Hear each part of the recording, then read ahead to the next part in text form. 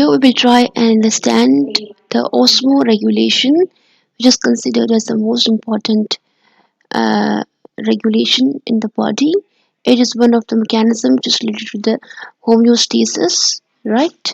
So we are dealing with this today. Uh, how you can define this? It is defined as the balance between the water and solute contents, right?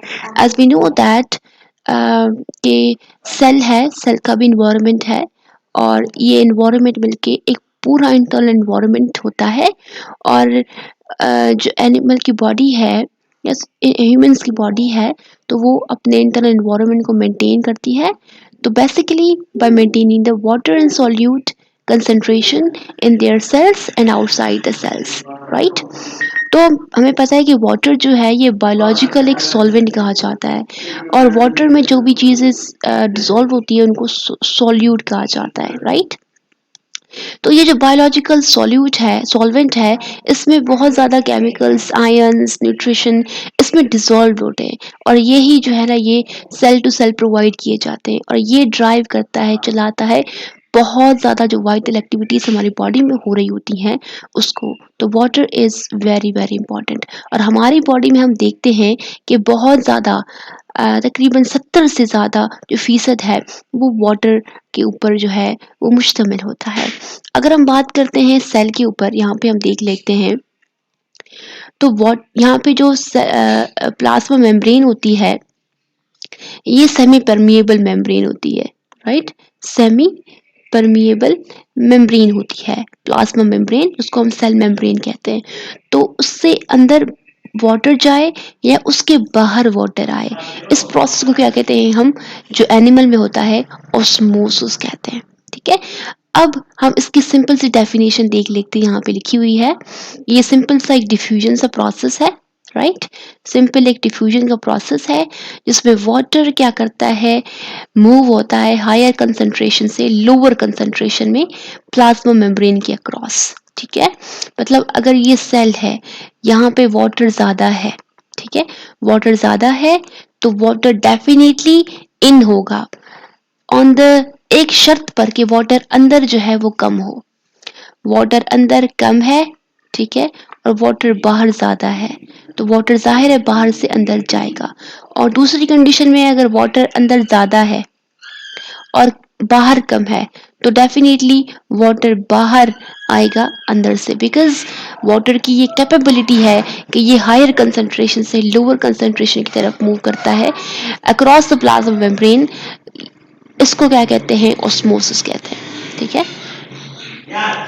उसके अलावा अगर हम water potential की बात करते हैं, जो कि आम सी टर्म है जो कि सेकेंड ईयर के बुक में यूज़ की गई है, जिसको हम सिंपल से कहते हैं कि capacity of a living system to lose water, ठीक है?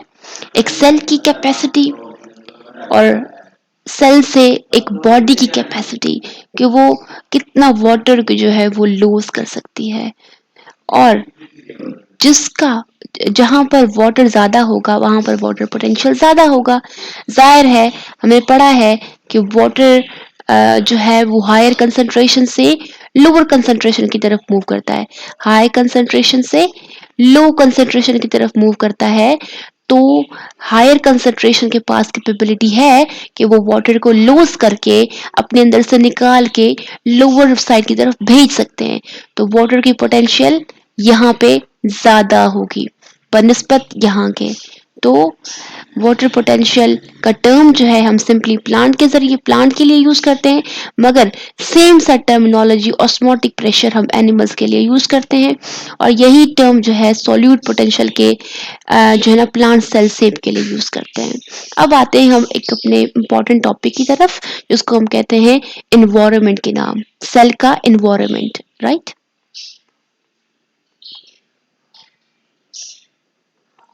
Cell environment. अब सेल का इन्वायरमेंट या तो हाइपोटोनिक हो सकता है, हाइपरटोनिक हो सकता है या आइसोटोनिक हो सकता है। इसके लिए हम नीचे बहुत अच्छे तरीके से पिक्चर्स में देख लेते हैं, ठीक है? यहाँ पर आप देख सकते हैं, you can see definitely and clear. हम पहले इसको देखते हैं, you have to see only this, right? Let me zoom this thing, alright. We have reached over here. So हम देखते हैं कि यहाँ पे कौन सी कंडीशन हो रही है, हाइपरटोनिक की कंडीशन हो रही है. अब हाइपरटोनिक की कंडीशन क्यों है कि यहाँ पर वाटर तो अंदर सेल के ज्यादा है. हाइपर मीन्स हाई, ठीक है. अब हाई वाटर तो अंदर ज्यादा है, मगर जो सॉल्यूट की कंसंट्रेशन है वो बाहर ज्यादा है, ठीक है. तो क्या होगा यहाँ पर हाइपरटोनिक में जब वाटर की कंसंट्रेशन ज्यादा है तो वाटर आउट जाएगा, ठीक है. यहाँ पर हम वाटर की बात कर रहे हैं, सॉल्यूट्स की बात नहीं कर रहे, सॉल्वेंट की बात कर रहे हैं. तो वाटर की कंसंट्रेशन इनसाइड ज्यादा है बनिस्बत की आउटसाइड. हालांकि आउटसाइड जो है सॉल्यूट की कंसंट्रेशन ज्यादा है, सॉल्वेंट की कम है. तो वाटर बाहर जाएगा और सेल इसमें फ्लैसिड हो जाएगा, ठीक है. Hypertonic solution. उसके अलावा अगर हम हाइपोटोनिक की बात करते हैं तो हाइपोटोनिक में क्या होता है कि यहाँ पर आप देख सकते हैं कि वाटर कंसंट्रेशन आउटसाइड ज़्यादा है. वाटर कंसंट्रेशन जो है वो सेल के बाहर ज़्यादा है, यहाँ पे इनसाइड द सेल बहुत कम है. तो वाटर इन जाएगा, जब इन जाएगा तो सेल क्या हो जाएगा, टर्जिडिटी ज्यादा हो जाएगी. आइसोटोनिक की बात करते हैं तो वाटर बैलेंस्ड है. आप गिन सकते हैं वाटर मॉलिक्यूल और सॉल्यूट के मॉलिक्यूल्स, अगर आप if you count this you will find out that they are equal.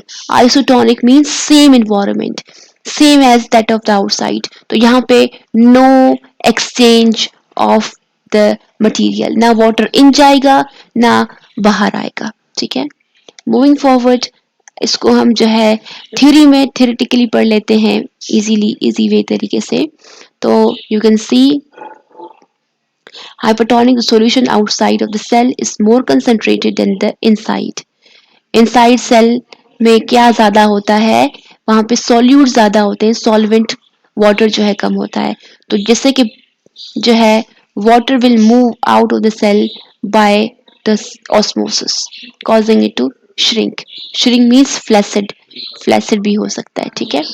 Isotonic solution में the solution inside the cell has the same concentration as the outside. Water will move in and out of the cell at the equal rate, right. Hypertonic solution में the solution outside of the cell has a lower concentration than the inside of the cell, ठीक है. तो inside ज्यादा है और water solution outside of the cell has a lower concentration than the inside of the cell. Water will move into the cell by osmosis sometimes causing it to burst. उसके अलावा हम देख सकते हैं यहाँ पर कि हाइपोटोनिक में जो है ये वाटर बिल्कुल ही जो है इससे लीव कर गया है और ये फ्लैसिड यहाँ पे सेल्स आपको नजर आ रहे हैं. आइसोटोनिक में इक्वल रेट पर ट्रांसमिशन हो रही होती है. हाइपोटोनिक सॉल्यूशन में क्या होता है कि वाटर इन जाता है और ये बर्स्ट भी कर सकता है अगर ये प्लांट सेल नहीं है तो. In case of animal cell burst हो सकता है. In case of plant cell क्योंकि सेल वॉल होती है एक अनदर प्रोटेक्शन, तो यहाँ पे जो है वो बच सकते हैं. Again you can see in this picture very smoothly everything has been जो है वो अंडरस्टैंड की गई है कि जहाँ पर वाटर कंसंट्रेशन ज़्यादा है तो वाटर जो है वो बाहर जाएगा क्योंकि यहाँ पे वाटर कंसंट्रेशन अंदर की तरफ ज़्यादा है. हालांकि जो सॉल्यूशन कंसंट्रेशन है, सॉल्यूट कंसंट्रेशन है वो बाहर ज़्यादा है. यहाँ पे हाइपोटोनिक सॉल्यूशन में क्या होता है कि सॉल्यूट की कंसंट्रेशन इनसाइड ज़्यादा होती है और वाटर की कंसंट्रेशन आउटसाइड ज़्यादा होती है. तो water will move in causing the cell to swell और बर्स्ट भी हो सकता है.